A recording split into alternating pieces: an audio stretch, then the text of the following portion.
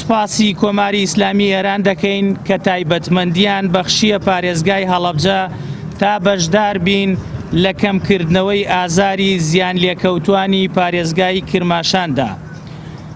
سوپاسی تایبەتی بەڕێز مامۆستا مەلا قادری قادری دەکەین کە بۆ گەیاندنی هاوکاریەکانتان کار ئاسانی زۆری بۆ کردوین.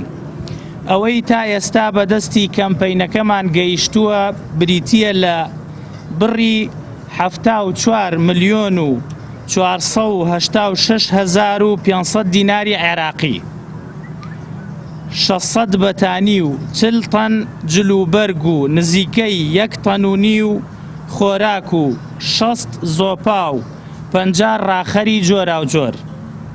و دواقۆناغی کەمپەینەکەشمان گەیاندنی ئەم پێداویستیانەیە بۆ ناوچە زیان لێکەوتوەکان لە ڕێگای دوو تیمەوە. تیمێک بۆ زیان لێکەوتوانی پارێزگای کرماشان کە ئەمڕۆ بەڕێ دەکەوێت و لە چەند ڕۆژی داهاتووشدا تیمی دووەم هاوکاریەکان دەبەنە بناری بەمۆ.